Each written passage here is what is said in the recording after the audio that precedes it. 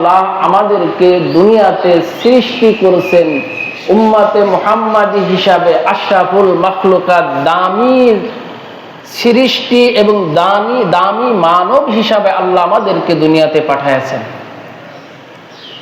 কিয়ামত পর্যন্ত নিয়ামতের শুকরিয়া আদায় করে শেষ করতে পারবো না। রমজান মাস বরকতি মাস, মাসের সরদারের মাস হচ্ছে রমজান মাস। এই রমজান মাসে এক নেকি করলে আমার আল্লাহ 10 দেয়, 10 করলে আমার আল্লাহ 70 নেকি পর্যন্ত আমার আল্লাহ দেয়। বান্দা কৃপণ তাই আমার আল্লাহ দেন না। বান্দা যদি আবেগ ভরা কণ্ঠ নিয়ে আমল করতে থাকে, নেকির কাজে লেগে থাকতে পারে, আমার আল্লাহ কত দিবেন বান্দা হিসাব করে গণনা করতে পারবে না। এজন্য মহান আল্লাহ সুবহানাহু ওয়া তাআলা আমাদেরকে এই রমজান মাসে বেশি বেশি করে নেক আমল করে নিজেকে সংশোধন করে আল্লাহর মাহবুব বান্দাদের কাতারে নামটা উঠাইতে পারি, দপ্তরে নামটা উঠাইতে পারি, সেই ইচ্ছা নিয়ে, সেই আশা নিয়ে আল্লাহ সুবহানাহু ওয়া তাআলা আমাদেরকে যেন এই রমজান মাসের সিয়াম সাধনা করে রমজান মাস যেন আমরা পার করতে পারি। আল্লাহ আমাদের সবাইকে এই তৌফিক ইনায়েত করুন, আমিন। আমার আল্লাহ বলতেছেন, ইয়া আইয়ুহাল্লাযীনা আমানু কুতিবা আলাইকুমুস সিয়াম কামা কুতিবা আলাল্লাযীনা মিন ক্বাবলিকুম লাআল্লাকুম তাত্তাকুন। আমার আল্লাহ ঈমানদারদেরকে বলছে, হে ঈমানদারগণ, আমি তোমাদের উপরে রোজাকে ফরজ করে দিয়েছি, যেরূপ ফরজ করা হয়েছিল তোমাদের পূর্ববর্তী লোকদের উপরে, যেন না তোমরা পরহেজগারি অর্জন করতে পারো। আমার আল্লাহ দরবারে আমার আল্লাহ যে হুকুম আরোপ করছেন, যে রোজা আমার আপনার উপরে রোজাকে ফরজ করে দিয়েছেন, যেমন ফরজ করা হয়েছিল পূর্ববর্তী মানবদের উপরে, শুধু আমার আপনার উপরে চাপিয়ে দেন নাই।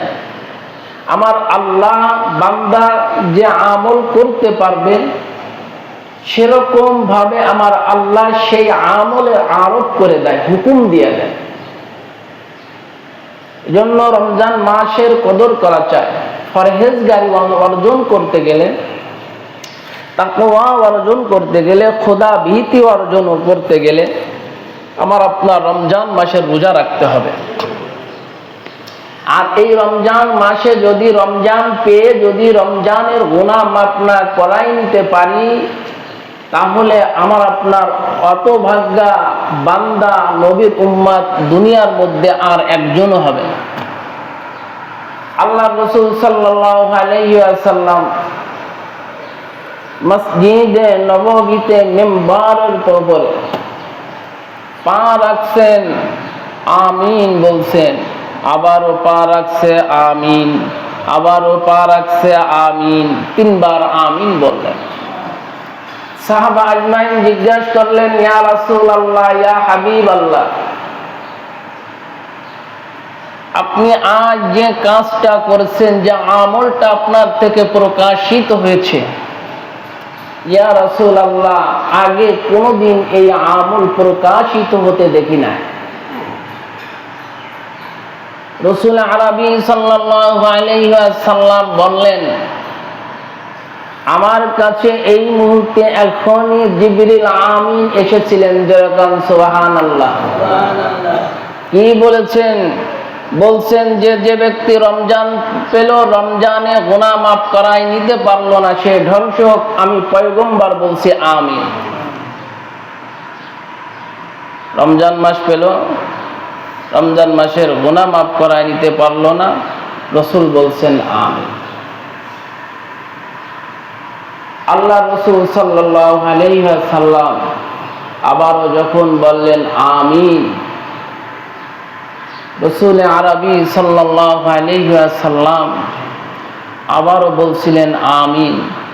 যে ব্যক্তি পিতামাতা পেয়ে পিতামাতার হক আদায় করতে পারলো না, খেদমতের মাধ্যমে পিতামাতার হক হুকুকাত আদায় করতে পারলো না, জিবরিল আমিন বললেন, ধ্বংস হোক। রাসূল বললেন আমিন। দেখেন, এটা অনেক বড় একটা আহমিয়াত রয়েছে। দ্বিতীয় নম্বর বলতেছেন, ইয়া রাসূলুল্লাহ, আপনি নবীর নাম শুনে যে উম্মত দুরূদ পড়বে না সে ধ্বংস হোক, পয়গম্বর বলেছেন আমিন। তাহলে তিনটা বিষয় রাসূল সাল্লাল্লাহু আলাইহি ওয়াসাল্লাম আমিন বললেন, জিবরিল বললেন এবং রাসূল আমিন বললেন। এই তিনটা বিষয় আমার আপনার আমলীয় না বর্জনীয়? দেখা যাইতেছে এই উম্মত এই তিনটা বিষয়, তিনটা জিনিসটাকে, তিনটা আমলকে বেশি ছাড়তে ভালোবাসে। রমজান পেয়েছি, রমজানে রোজা রাখার দরকার নাই, আছে না এরকম? এরকম আছে কিনা? তামাশা মনে করে, তামাশা। নামাজ দৈনন্দিন 5 ওয়াক্ত ফরজ করে দিয়েছেন, ফরজিয়াত। আর 11টা মাসের মধ্যে আমার আল্লাহ একটা মাস রোজাকে ফরজ করে দিয়েছেন। আবারও তাও তামাশা, আজকে মনে চাই রাখবো, কালকে মনে চাই রাখবো না, এরকম আছে না?